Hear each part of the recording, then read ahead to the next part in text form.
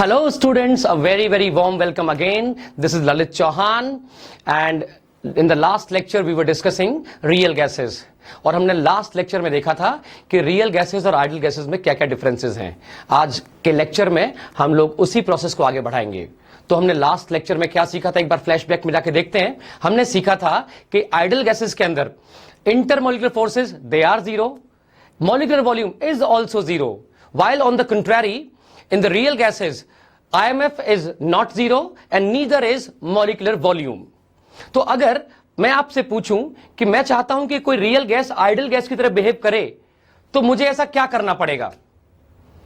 बहुत अच्छा क्वेश्चन है और उसका आंसर भी उतना ही सिंपल है। तो मैं लिख देता हूं, रियल गैसेस या real gas behave like ideal gas under which condition? There are two conditions.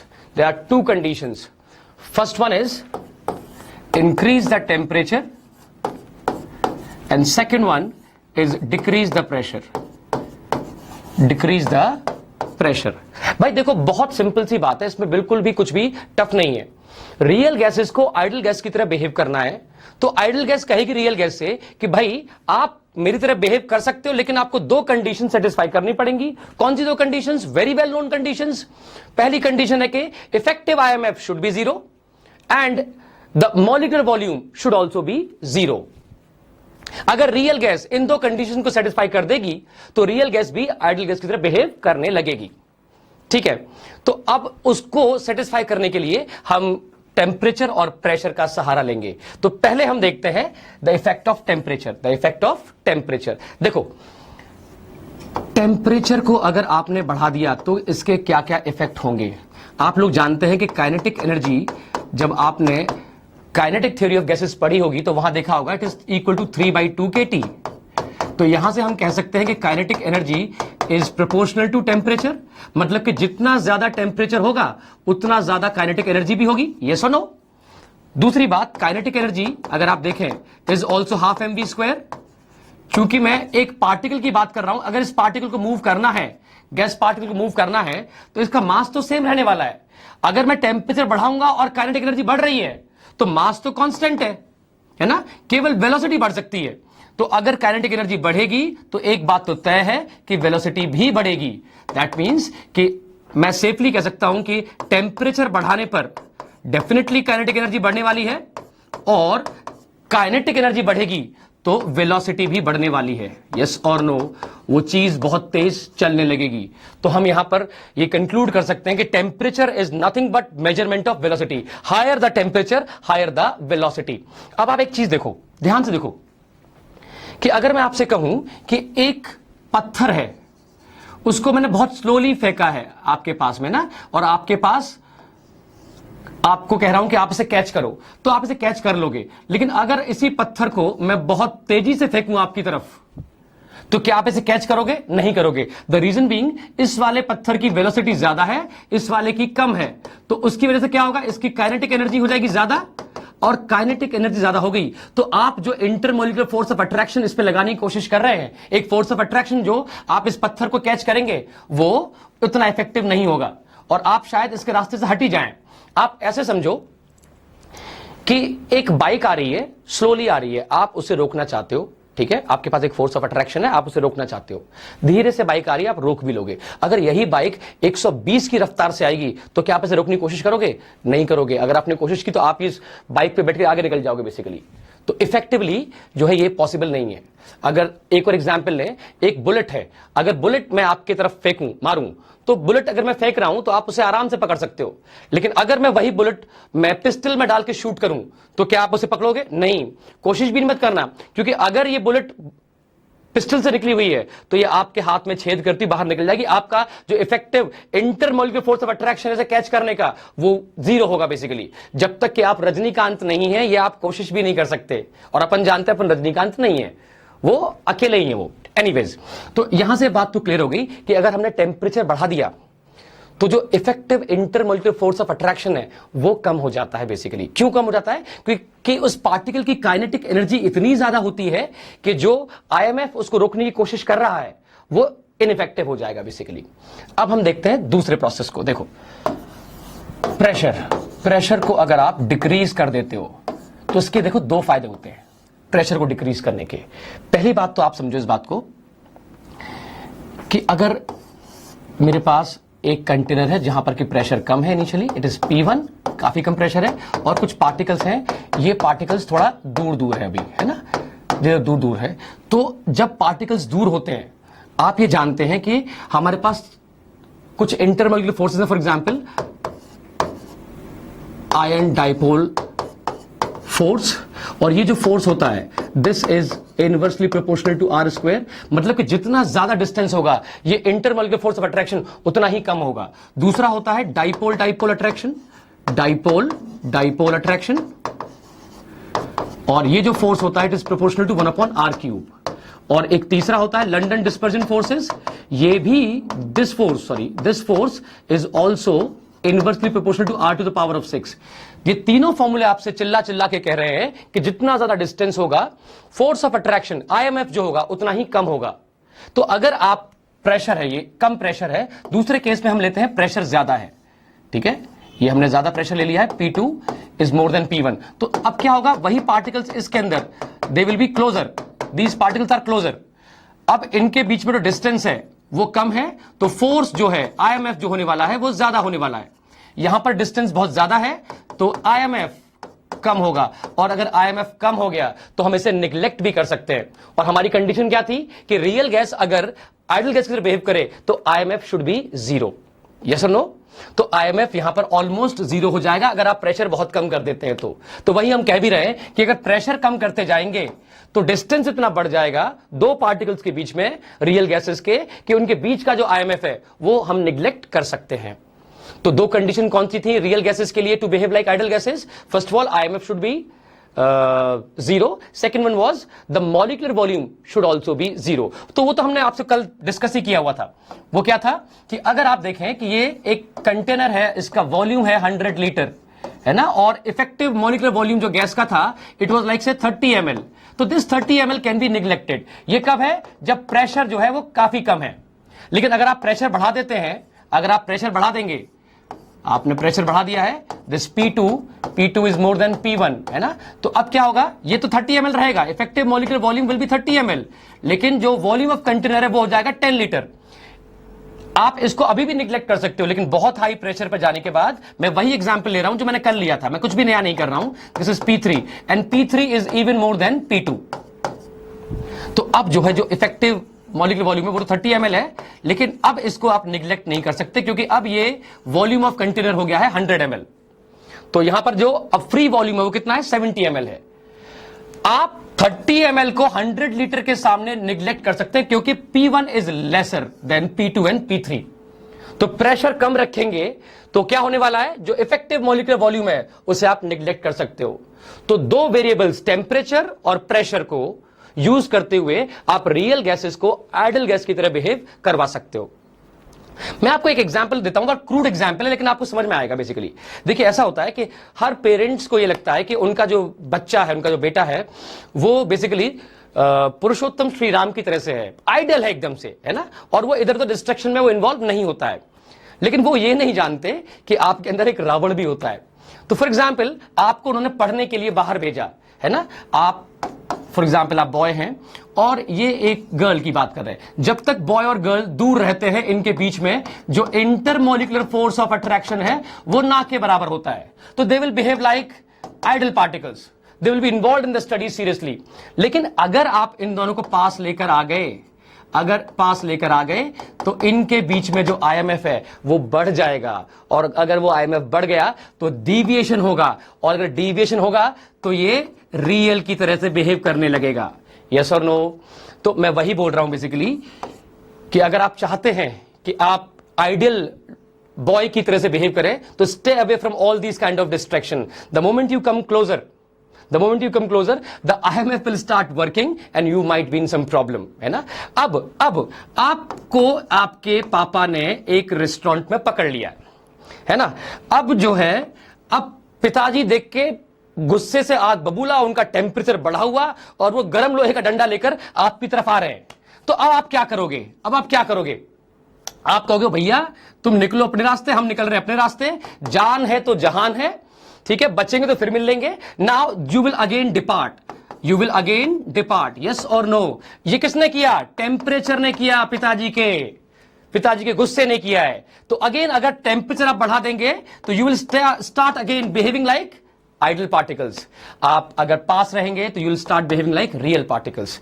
तो यही गेम है प्रेशर का और टेम्परेचर का, जो अपने को समझना है बच्चों, ठीक है। चलो अब आगे बढ़ते हैं। आगे की कड़ी में जो नेक्स्ट टॉपिक है बच्चों वो है Boyle's temperature, that is called Boyle's temperature. तो what is Boyle's temperature? Boyle's temperature is a temperature at which real gas behaves like ideal gas for a wide range of pressure,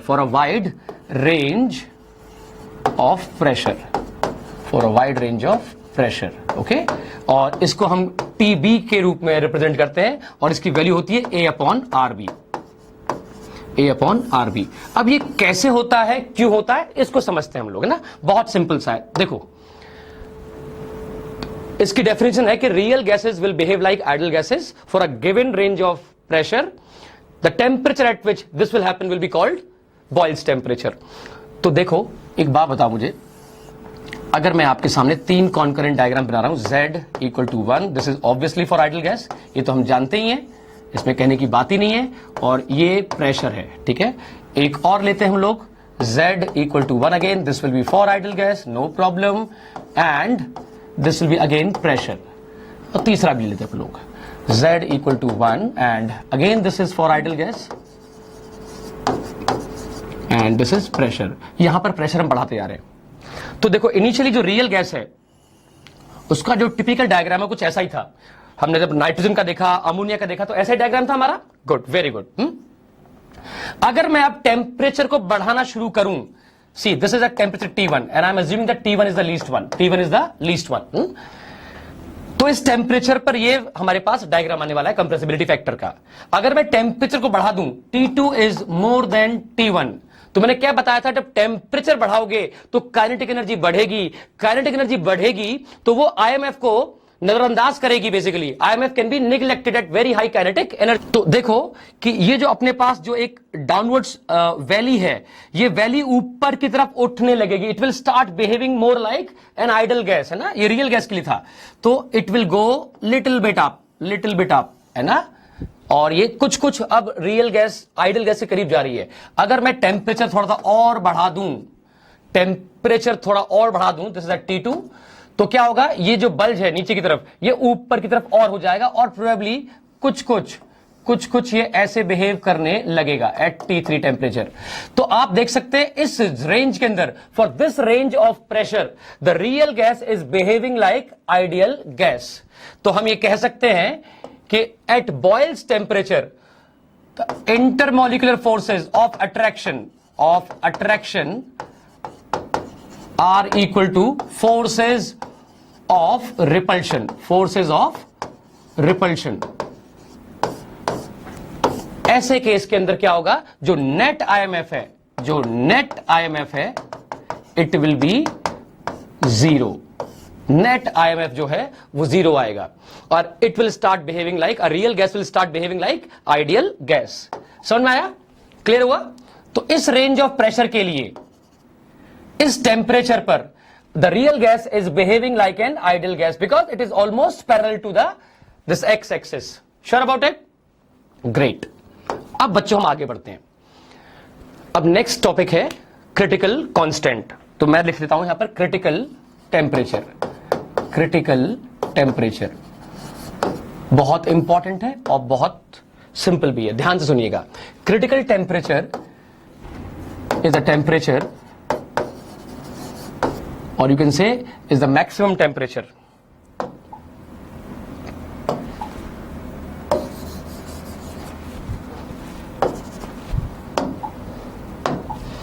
critical temperature is maximum temperature above which above which a gas cannot be liquefied. A gas cannot be liquefied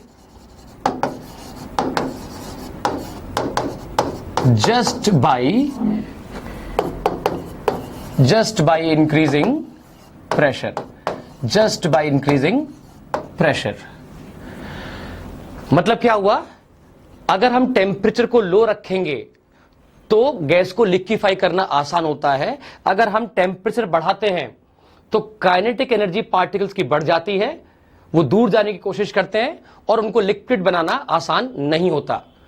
तो एक ऐसा temperature जिसके बाद आप इस gas को liquid बना ही नहीं सकते, चाहे जो मर्जी आप प्रेशर लगा लो, उस टेम्परेचर को हम कहते हैं क्रिटिकल टेम्परेचर।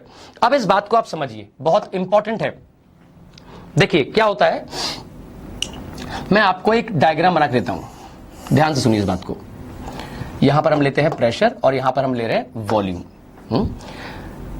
पहले तो आप ये समझिए इस बात को कि गैसेस और लिक्विड में क्या फर्क होता है। गैस की अगर बात करूं यहां पर और मैं लिक्विड की बात करूं यहां पर, तो गैस और लिक्विड में सिर्फ फर्क इतना होता है, गैस के अंदर जो पार्टिकल्स होते हैं, गैस के जो पार्टिकल्स होते हैं वो बहुत दूर दूर होते हैं, बहुत दूर दूर होते हैं, और चूंकि डिस्टेंस ज्यादा होता है तो उसकी वजह से आईएमएफ कम हो जाता है ना।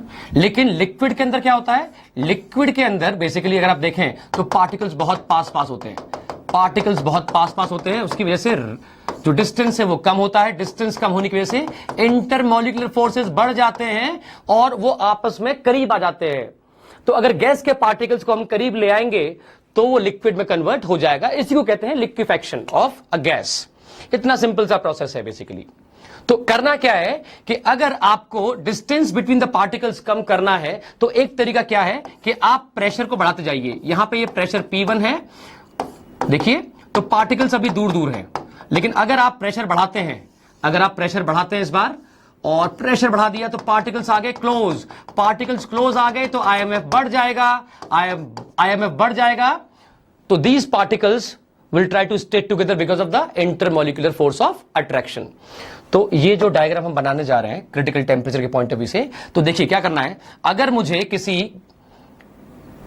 गैस को लिक्विफाई करना है तो क्या करूं, मैं ये कोशिश करूंगा कि मैं प्रेशर को बढ़ाऊं। तो मैं प्रेशर को बढ़ा रहा हूं किसी टेम्परेचर पर, किसी टेम्परेचर पर मैंने ये T1 टेम्परेचर मान लीजिए आप, इस T1 टेम्परेचर पर मैंने प्रेशर बढ़ाया तो क्या होगा, वॉल्यूम कम होगा, वॉल्यूम कम होगा, और एक समय ऐसा आएगा कि आप देखेंगे कि एक सर्टेन प्रेशर पर जाकर वॉल्यूम इमीडिएटली कम हो गया है, इमीडिएटली कम हो गया है, और एक पॉइंट पर जाएगा और उसके बाद फिर आप बहुत सारा प्रेशर लगा लोगे तब भी कोई खास फर्क नहीं आने वाला। तो मतलब कि यहां से यहां क्या हो रहा है, देखो ये पॉइंट है 1, ये पॉइंट है 2, ये पॉइंट है 3, ये पॉइंट है 4, तो बिटवीन 1 एंड 2 तो मैं प्रेशर बढ़ा रहा हूं तो वॉल्यूम कम हो रहा है at a given temperature. Yes और no, this called Boyle's law. लेकिन 2 के बाद ऐसा क्या हो गया है कि ये वॉल्यूम अचानक कम हो रहा है, मैं प्रेशर मैं इंक्रीज भी नहीं कर रहा हूं, at the same temperature and same pressure for a given number of moles volume has decreased drastically. ये कैसे संभव है? और उसके बाद थर्ड पे पहुंचने के बाद मैंने प्रेशर बहुत बढ़ाया है लेकिन वॉल्यूम वो नाम मात्र का चेंज हुआ है। ऐसा क्या हो रहा है बच्चों, देखो आप जरा। So I am going from 1 to 2, 2 to 3 and 3 to 4। देखो मैं आपको समझाता हूं बच्चों क्या हो रहा है। जब आप प्रेशर बढ़ा रहे हो, जब आप प्रेशर बढ़ा रहे हो तो क्या हो रहा है कि पार्टिकल्स पास पास आ रहे हैं, पास पास आ रहे हैं, पास पास आ रहे हैं। अभी इतनी पास आ गए कि अब इंटरमोलिकुलर फोर्स ऑफ अट्रैक्शन सारा का सारा काम खुद ही कर लेगा। जैसे ही आप इस रेंज में आएंगे, आईएमएफ की रेंज में आएंगे, अब आप बहुत क्लोज आ जाएंगे because IMF will pull you together. तो यहां पर तो गैस है, लेकिन जब यहां पर आप पहुंचे हैं तो अब आप आईएमएफ के जिम्मे हो गए हैं बेसिकली। तो यहां पर अब जो है लिक्विफिकेशन ऑफ गैस शुरू हुआ है, गैस ने लिक्विफाई करना शुरू किया है, और उसी प्रेशर पर आपको अब एक्स्ट्रा प्रेशर देने की जरूरत भी नहीं है क्योंकि अब सारा काम कौन कर रहा है, आईएमएफ कर रहा है, ठीक है ना। तो अब लिक्विड लिक्विड लिक्विड होना शुरू हुआ, यहां तक जाते जाते सारी की सारी गैस लिक्विड में कन्वर्ट हो गई है। This zone is actually only for gas. Here we are having liquid as well as gas. यहां पर गैस ने लिक्विड बनना शुरू कर दिया तो उस कंटेनर में आपको गैस भी मिलेगी और आपको लिक्विड भी मिलने वाला है। और जब यहां पहुंचे थर्ड पॉइंट पे, सारी की सारी गैस लिक्विड बन चुकी है। अब आपने बहुत सारा प्रेशर बढ़ा दिया, और आप जो मर्जी आप प्रेशर बढ़ा लो, liquids are actually and technically incompressible. तो देखो वॉल्यूम में कोई खास फर्क नहीं आ रहा है थर्ड के बाद। मतलब ये जो जोन रहा, ये जोन रहेगा प्योर लिक्विड का। मेरी बात समझ में आ रही है आपको मैं क्या करूं आपसे? देखो मैं आपको एक क्रूड एग्जांपल अगेन इसको समझाता हूं, आप समझो इस बात को। देखो मैं समझाता हूं आपको। देखो ऐसा है, ये प्रेशर है और ये आप इसको ऐसे मान लो, है ना। तो ये मैं पॉइंट्स आपको यहां बना के दे रहा हूं, दोबारा से आप समझ जाएंगे सब कुछ अच्छे से। कुछ 0.1, 0.2, 0.3, 0.4। देखिए आप ऐसा मानिए कि आपने अपनी पढ़ाई पूरी करी है और आप अपना करियर बनाना चाहते हैं, लेकिन चूंकि आप हिंदुस्तान में पैदा हुए हैं तो थोड़ा ऑर्थोडॉक्सी का सामना आपको करना पड़ेगा। तो पेरेंट्स ये चाहते हैं कि भाई बच्चे की नौकरी लग गई है, अब वो शादी कर ले, बच्चे हो जाए और सेटल हो जाए बेसिकली। लेकिन आप चूंकि नए जमाने के प्रोडक्ट हैं तो आप लगता है नहीं भैया पहले करियर, और अपन तो सख्त है भैया, अपन सख्त लड़के हैं, अपन आसानी से पिघलने वाले नहीं हैं। तो पेरेंट्स ने बेसिकली आपके ऊपर प्रेशर बढ़ाना शुरू कर दिया कि भाई शादी करो शादी करो शादी करो, है ना। मरने से पहले भाई हम एक बार अपना पोता देखना चाहते हैं, उस तरह की बातें कुछ होती हैं। और आप कह रहे हो कि नहीं भाई नहीं, मुझे नहीं करनी है, प्रेशर बढ़ रहा है आपके ऊपर, आप भी परेशान हो रहे हो, है ना। और फिर पेरेंट्स कहते हैं, उन्होंने एक तरीका निकाला, अरे भैया लड़का अपना ही है, हमने ही पैदा किया, हम सब जानते हैं इसके बारे में। तो आपने कहा कि एक काम करो, सेकंड इस पॉइंट पे आते आते एक बार लड़की को देख लो और ऐसा करो आप तो एक डेट पे ले जाओ उसको। अगर आपको समझ में आ जाए तो ठीक है, वरना कोई बात ही नहीं, आप अपनी नौकरी करना, हम वेट कर लेंगे। अब आप जब सेकंड पॉइंट पे पहुंचे तो आपके मन में फूटा लड्डू, डेटिंग जिंदगी में पहली बार। तो आप जब डेटिंग पे जा रहे हैं तो यहां पर जब डेटिंग हो रही है तो अब क्या हो रहा है अब आप यहां पिघल जाते हो, आपको जो आपका पार्टनर, होने वाला पार्टनर है, वो अच्छा लगने लगता है और आपका जो है एक अफेयर चल रहा है। आप दोनों क्लोज आ रहे हो, समझ में आ रहा है बेसिकली, है ना। थर्ड पॉइंट पे आते आते आप बहुत क्लोज आ गए हैं, आपको समझ में आ गया है, एंड आप कह देते हैं कि भैया I am ready for marriage. तो यहां पे सारा का सारा काम किसने किया है? आईएमएफ ने। जब आप दोनों क्लोज आएंगे तो आईएमएफ अपना काम करना शुरू करेगा। अब आप पेरेंट्स के फोर्स में काम नहीं कर रहे हैं, पेरेंट्स ने अपना काम था यहां तक ले जाना, उसके बाद तो काम अपने आप खुद हो जाएगा। और यहां पे पहुंचने के बाद अब तो कुछ बच नहीं गया, अब तो शादी होनी है, अब मैरिज होगी भैया, अब आप इससे क्लोज तो नहीं आ सकते, है ना। तो that is what is exactly happening जब हम बात कर रहे हैं किसके लिए? गैस को हमने प्रेशराइज किया, यहां तक पहुंचा के हमने किसके हवाले कर दिया? इंटरमॉलिक्यूलर फोर्सेस के हवाले कर दिया। अब गैस खुद ब खुद पास आने लगेगी, एक दूसरे के पार्टिकल्स पास आएंगे और वो लिक्विड में कन्वर्ट होना शुरू हो जाएगी। यहां तक पहुंचते पहुंचते आईएमएफ ने अपना सारा काम पूरा कर दिया है, पूरी गैस लिक्विड बन चुकी है और अब लिक्विड रहेगा। ठीक है, तो इस तरह से हम गैस को लिक्विड में कन्वर्ट कर सकते हैं by increasing pressure at a given temperature. मान लो कि आप कुछ ज्यादा ही सख्त लड़के हो, अब मैं तो बिल्कुल नहीं करूंगा, बाल ब्रह्मचारी ही मैं यहां से चला जाऊंगा, नहीं करूंगा शादी, चाहे जो कर लो। तो भैया अब क्या करेंगे?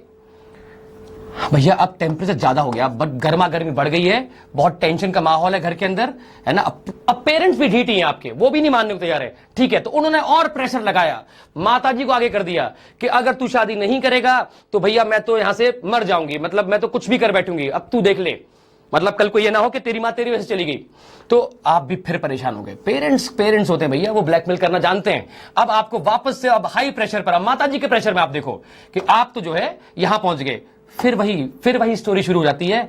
आप यहां पहुंचे, आईएमएफ ने अपना काम करना शुरू कर दिया और फिर से आपने पिघलना शुरू कर दिया और आप लिक्विड बन गए। ठीक है, लेकिन अब हायर प्रेशर पर हो रहा है, पहले लो प्रेशर पे काम था। अब देखो, अब आप एक्सट्रीम केस में आप एक तरह से कह सकते हो कि फैनेटिक टाइप से हो भैया, बिल्कुल नहीं, गोली मार दूंगा किसी को भी, हाथ भी लगाया तो डिस्कस कर दिया, छोड़ूंगा नहीं, बम से उड़ा दूंगा उसको मैं। अब भैया जो है, अब माता पिता दोनों ही कहते हैं तू उड़ा दे चाहे जो कर ले, लेकिन अब तू हम जो है कल का सवेरा हम नहीं देखेंगे, तू हमारा लड़का नहीं रहा है, हम बहुत परेशान हैं तेरी वजह से, वगैरह वगैरह। फिर आप भी कहते हो ठीक है माँ बाप हैं, एक बार सुन लो यार क्या ही जाता है। तो टेम्परेचर बढ़ चुका है, गर्मा गर्मी का माहौल है ना, काइनेटिक एनर्जी बहुत ज्यादा है आपके अंदर भी, और आप भी मानने को तैयार नहीं हो। तो पेरेंट्स ने भी भैया ब्रह्मास्त्र फेंक रखा है कि नहीं करना ही पड़ेगा, अब तो चाहे जो हो जाए, है ना। अब जो है आपका वही पॉइंट शुरू हुआ, और वापस से आप लिक्विड में कन्वर्ट हो गए। यही हमारे हिंदुस्तान में होता है बेसिकली। अब देखो अब क्या होने वाला है बच्चों, क्या होता है कि जब आप छोटे होते हो ना तो आपको शैतानी करते हो, है ना। शैतानी मतलब काइनेटिक एनर्जी आपकी बहुत ज्यादा है, कभी ये तोड़फोड़ कभी वो तोड़फोड़, कुछ ना कुछ तो करना शुरू करते हो। तो मम्मा डांट देती है तो आप चुपचाप से बैठ जाते हो, थोड़ा सा प्रेशर लगाती है मम्मा और आप चुपचाप से, आप थोड़े बड़े होते हो तो आपकी काइनेटिक एनर्जी और बढ़ जाती है। उसको कंट्रोल करने के लिए मम्मा आपको एक चपत लगा देती है, तो आप थोड़ा डर जाते हो, फिर बैठ जाते हो। फिर आप थोड़ा और बड़े होते हो तो मां एक अपना ब्रह्मास्त्र यूज करती है, सुनते हो, बस आपके तो रोंगटे खड़े, भैया रुको रुको रुको मां, मैं कर रहा हूं ना, मैं कर रहा हूं, क्यों परेशान हो रही हो, ठीक है। लेकिन एक समय बच्चों ऐसा आता है फिर आप किसी की नहीं सुनते हो, आपके अंदर इतना टेम्परेचर होता है, इतनी गर्मी होती है, इतनी काइनेटिक एनर्जी होती है, फिर आप कंट्रोल से बाहर हो जाते हो। एक लिमिट है ना, हर चीज की एक लिमिट होती है। तो अगर मैं आपको एक फर्दर हायर टेम्परेचर पर रखूं तो देखो बच्चों, यहां पर मैं लिखना भूल गया हूं, T1 T2 T3 और ये आ जाएगा अपना T4। अब इस T4 पे क्या होगा बच्चों, अब आप लिक्विफाई नहीं हो सकते, अब आप किसी के दबाव में नहीं है, है ना, आपने निर्वाण अचीव कर लिया है, आप सन्यासी बन गए, अब तो छोड़ दो, अब तो भूल ही जाओ। तो अब एक ऐसा पॉइंट आने वाला है जहां पर कि बेसिकली अब आप लिक्विड नहीं बनेंगे। मेरी बात सुना रही आपको? तो यहां पर पहुंचते पहुंचते आप, हो सकता है शादी के मंडप तक पहुंचो पर वहां से भाग जाओगे आप लिक्विड बनने में तैयारी, मतलब उसमें इंटरेस्ट ही नहीं है आपका बेसिकली। तो यही temperature T4 is called critical temperature. अब आप कितना भी प्रेशर लगा लो, अब आपको लिक्विड नहीं बनाया जा सकता, आपने सन्यास आश्रम ग्रहण कर लिया है, आपको कोई मतलब नहीं है इस चीजों से, दीन दुनिया से आप ऊपर उठ चुके हो बेसिकली। तो ये जो जोन है हमारा, अगर आप देखें ये जो जोन जा रहा है, ये जो जोन है ये है लिक्विड का जोन। यहां पे लिक्विड और गैस दोनों रहेंगे, इसके राइट हैंड साइड में it will B complete gas और इसके लेफ्ट हैंड साइड में it will be all liquid. तो ये जो टेम्परेचर है this is called TC, critical temperature, the maximum temperature at which a gas can be liquefied just by increasing pressure। आप pressure बढ़ाते जा रहे हो, गैस के पार्टिकल्स पास आ रहे हैं, पास आएंगे तो IMF काम करेगा। लेकिन अगर आप टेम्परेचर बहुत ज्यादा बढ़ा देंगे तो काइनेटिक एनर्जी इतनी ज्यादा बढ़ जाती है कि it is able to override the effect of IMF। अब इसके बाद अगर आप T5 पे जाने वाले हैं और हायर टेम्परेचर पर, तो आप भूल जाओ कि वो गैस लिक्विड बन पाएगी, ये संभव नहीं है। This is called critical temperature. और अगर मैं 1 मोल ऑफ गैस लूं तो इस क्रिटिकल टेम्परेचर पर जो वॉल्यूम आएगा it will be called critical volume. और जिस प्रेशर को आप देखेंगे corresponding to this TC, this will be called critical pressure, this will be called critical pressure. इसमें अब जगह नहीं बची है तो मैं इस चीज को आगे लिख देता हूं। लेकिन एक बात मैं बताना चाहता हूं, अगर मैं कार्बन डाइऑक्साइड की बात करूं मैं फॉर CO2, तो ये जो क्रिटिकल टेम्परेचर होता है इसकी वैल्यू होती है 31.1 डिग्री सेल्सियस। 31 कभी कभी एग्जामिनर इसको डायरेक्ट भी पूछ लेता है। ठीक है, चलो अब आगे बढ़ते हैं। तो बच्चों ये है values critical temperature, critical pressure और क्रिटिकल वॉल्यूम की। TC क्रिटिकल टेम्परेचर की वैल्यू होती है 8a/27 RB, where A and B are van der Waal constant, जिसके बारे में हमने पिछले लेक्चर में काफी डीप में चर्चा की हुई है। क्रिटिकल प्रेशर उसकी वैल्यू होती है A/27B² और क्रिटिकल वॉल्यूम की वैल्यू होती है 3B। अगर मैं कंप्रेसिबिलिटी फैक्टर की बात करूं तो it will be like PCVC/RTC। अब ये वैल्यूज को आप पुट करेंगे तो यू विल गेट 3/8। अब ये चीज इंपॉर्टेंट है क्योंकि कभी कभी क्या होता है, एग्जामिनर आपको 4 ऑप्शन देगा, which of the following is correct regarding the critical constants, है ना, तो उसमें ये भी पूछ सकता है आपसे। तो आप बजाय उसको वहां कैलकुलेट करने के, वहां टाइम को जो है वेस्ट करने से अच्छा है कि इसको याद करके जाइए आप। देखिए सब चीजें तो आप डिराइव नहीं कर सकते, कुछ चीजों को आपको यहां पे याद करना पड़ेगा, कुछ चीजों को वहां पे मे बी कैलकुलेट करना पड़ेगा। तो दोनों का कॉम्बो लेके चलो, do as much as possible the homework, है ना, ताकि फिर आपको वहां पर प्रॉब्लम नहीं होगी। Boiling point of gas is 2/3 into TC। तो ये वैल्यूज हैं, ये थोड़ा सा अगर आप याद करेंगे तो आपका काम आसान हो जाएगा, है ना। अब मैं आपसे एक सवाल मैं करना चाह रहा हूं और वो सवाल ये है कि 2 गैसेस हैं, है ना, gas A and gas B। इसका जो क्रिटिकल टेम्परेचर है सपोज वो है 10 डिग्री सेल्सियस और इसका जो क्रिटिकल टेम्परेचर है वो है 100 डिग्री सेल्सियस। ध्यान से सुनना दोस्तों, ये बहुत इंपॉर्टेंट है। इसका क्रिटिकल टेम्परेचर 100 डिग्री सेल्सियस। अब एक बात बताओ, इसके मायने क्या हैं? इसके मायने ये हैं कि इस गैस को, ये गैस के जो पार्टिकल्स हैं, है ना, ये कहेंगे 10 डिग्री पे पहुंचते ही कि भैया अब हम क्लोज नहीं आ सकते, अब हम क्लोज नहीं आ सकते, यस और no, we can not become liquid. हमारा क्रिटिकल टेम्परेचर पहुंच चुका है 10 डिग्री पर, हमारी इतनी ही औकात है। लेकिन अगर आप यहां जाते हैं गैस B के अंदर तो यहां देखते हैं कि जो पार्टिकल्स है गैस के 2, उनके बीच में जो IMF है वो ज्यादा होगा। वो ये कहते हैं कि भाई ठीक है, हम 100 डिग्री सेल्सियस तक के टेम्परेचर को भी झेल सकते हैं। हम 100 डिग्री सेल्सियस तक लिक्विड बनने को तैयार हैं। आप हमें परेशान कर रहे हो, आप हमको टेम्परेचर जोड़ रहे हो, आप हमारे बॉन्डिंग को तोड़ने की कोशिश कर रहे हो। आपने हमें टेम्परेचर दे रखा है 100 डिग्री सेल्सियस, पर हम भी कम नहीं है, हम भी डीट, हमारी बॉन्डिंग बहुत अच्छी है, हम नहीं टूटेंगे। यस और नो? तो कैन आई से over here that the IMF in this case will be higher while the IMF in this case will be lower। ये तो कह रहा है कि 10 डिग्री के ऊपर जाओगे हम लिक्विड नहीं बन पाएंगे, हम में इतनी दम नहीं है बेसिकली। अब ठीक कुछ वैसे ही मान लो बेसिकली कि आपकी दोस्ती है और जरा सा प्रेशर आया, जरा सा टेम्परेचर आया, आपने कहा नहीं यार इतना टेम्परेचर हम बेयर नहीं कर पाएंगे, अब हम अलग हो जाते हैं, ठीक है। आपने कहा नहीं, हम मरते दम तक साथ नहीं छोड़ेंगे चाहे जो हो जाए, तो हमारी बॉन्डिंग बहुत अच्छी है, ठीक है ना। आप कितना भी टेम्परेचर दे लो हम तो पास पास रहेंगे, मतलब हम लिक्विड के फॉर्म में रहेंगे। यहां पर ये कह रहे हैं कि नहीं यार 10 डिग्री के ऊपर तो हमारी औकात भी नहीं है, अपन तो नहीं रह पाएंगे, छोड़ो जाने दो उसको यार। तो इसके अंदर जो IMF है वो कम है, इसका IMF ज्यादा है। अगर देखो बच्चों, अगर इसका IMF ज्यादा है तो आपको कल का लेक्चर अगर याद हो तो मैंने आपको बताया था कि अगर IMF ज्यादा है तो इसका मतलब क्या होता है, IMF का सीधा मतलब होता है A से, और A होता है ज्यादा। A क्या है? Van der Waals constant. I told you yesterday that A is related to what? IMF। If A is higher, IMF is higher. और हम देख रहे हैं कि IMF is higher, that means critical temperature is also higher. भैया सुनो बात को ध्यान से, क्रिटिकल टेम्परेचर भी हायर होगा। तो अक्सर वो क्वेश्चन पूछते हैं, बच्चे बड़े कंफ्यूज हो जाते हैं कि अगर क्रिटिकल टेम्परेचर ज्यादा है तो क्या इस गैस को लिक्विफाई करना आसान होगा? डेफिनेटली होगा। क्यों? क्योंकि IMF बहुत ज्यादा है, तो जिसका IMF ज्यादा होगा वो पास आने की पूरी पूरी कोशिश करेगा। मैंने आपको लास्ट लेक्चर में लिखाया भी था कि अगर IMF ज्यादा है तो ईज ऑफ लिक्विफैक्शन भी ज्यादा होगा। इस गैस को लिक्विड बनाना बहुत आसान है क्योंकि इसके बीच में IMF ज्यादा है। क्योंकि इस गैस को अगर देखें तो ये कह रही है कि मुझे 100 डिग्री तक ले जाओ, 80-90 तक ले जाओ, हम लोग फिर भी साथ साथ रहने वाले हैं, लिक्विड फॉर्म में रहेंगे। जबकि ये गैस तो गिव अप काइंड की गैस है कि 10 डिग्री पे कह रही कि ना भैया अब नहीं, तुम 20 पे तो भूल जाओ, हम कभी साथ नहीं आएंगे, हम नहीं कर पाएंगे इस चीज को, हम इतना टेम्परेचर बेयर नहीं कर सकते। श्योर अबाउट इट और नॉट?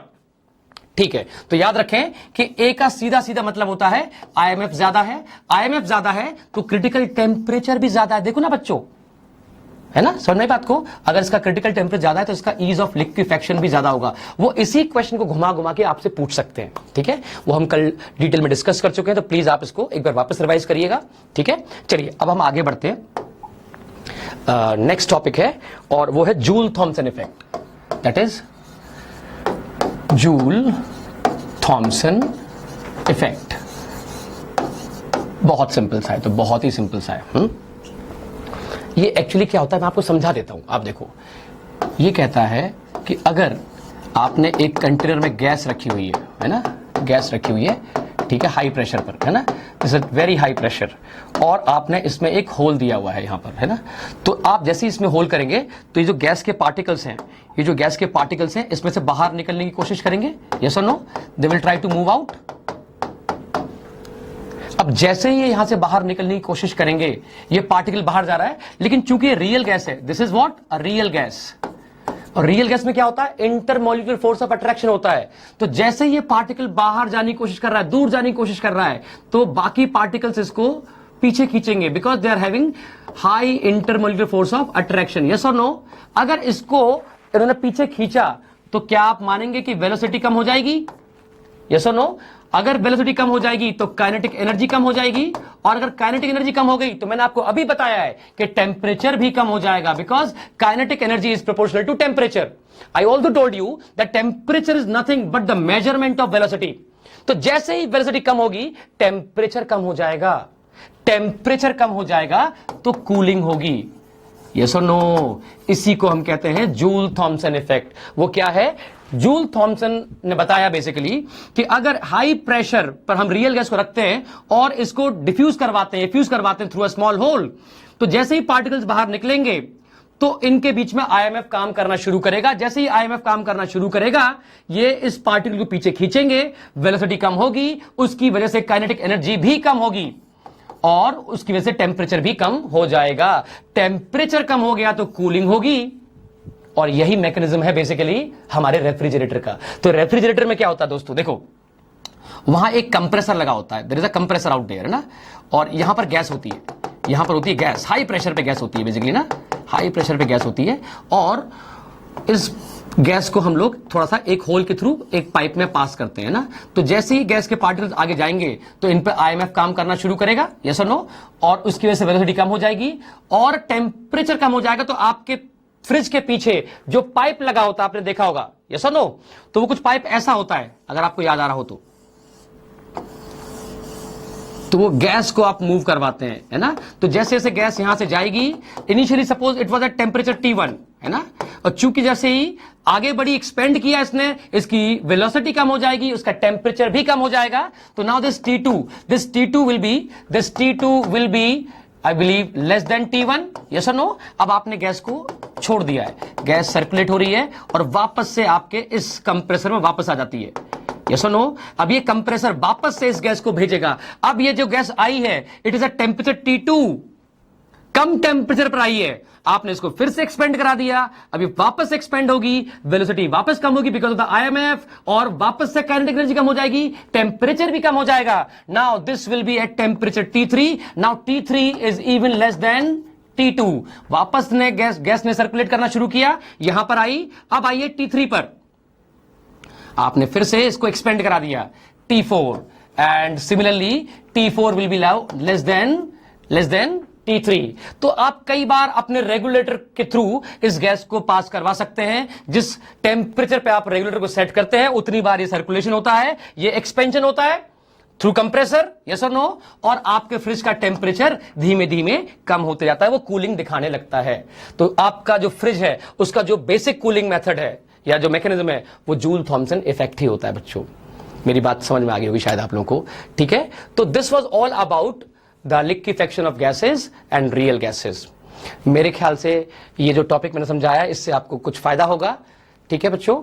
आप बहुत अच्छे से इसको रिवाइज करो। I wish you all the best, God bless you all, keep rocking, bye बच्चों, bye bye bye all of you.